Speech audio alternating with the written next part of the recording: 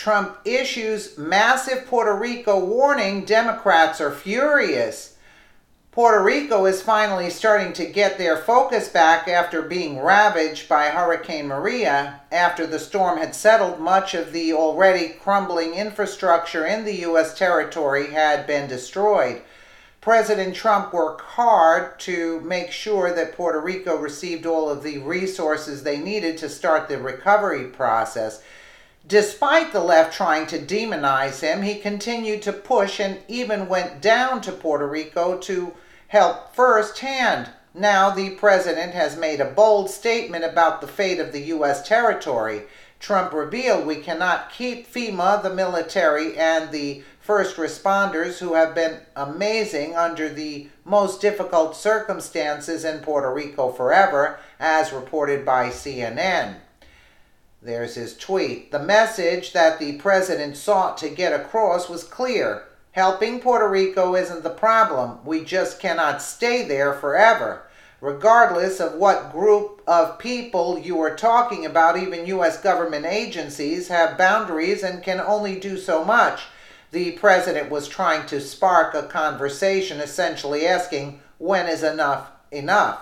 Instead of acknowledging that Puerto Rico has had problems for years, both politically and with their infrastructure, the left has seemed to twist the meaning of the president's tweet to fit their narrative. Their argument is that the president must be a cold, calculating leader who is not concerned about Puerto Ricans. Senator Elizabeth Warren tweeted, "Puerto Rico is still facing a humanitarian crisis. At Real Donald Trump seems more worried about blaming hurricane victims than helping themselves."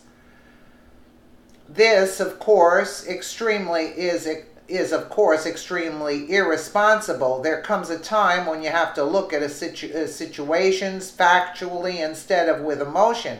The president was clearly focused on facts when he made his initial tweet. White House Press Secretary Sarah Sanders also stated, "Our job in a disaster-affected location is to help the community respond and recover from that disaster. We continue to do so with the full force of the U.S. government and its resources in Texas, Florida, Puerto Rico, and the U.S. Virgin Islands and other affected areas," she said. Successful recoveries do not last forever. They should be as swift as possible to help people resume their normal lives.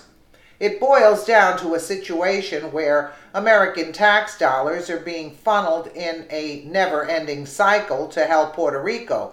People are claiming that we need to stay there until everything is taken care of, but they can't really define the term everything. Do they mean when everyone has food, water, and shelter?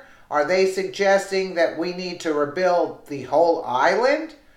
No one will get specific, and if they do, they can't give a price estimate. Wow. In this instance, we see the president trying to be fiscally conservative and responsible, as he assured us he would be leading up to and after his election. Americans need to be able to step back and look at situations like Puerto Rico objectively. If anything, this will help us better prepare for future disasters. Puerto Rican officials have mentioned that they are interested in becoming the 51st state. If this is the case, now is the time to shine. They will have all of their resources they need, and now the ball is in the court of local officials to help make Puerto Rico better than it was before. They need to work out a plan that helps the people of Puerto Rico and manages to free up some of our resources. Let me know what you guys think in the comments below, and again, thank you so much for watching.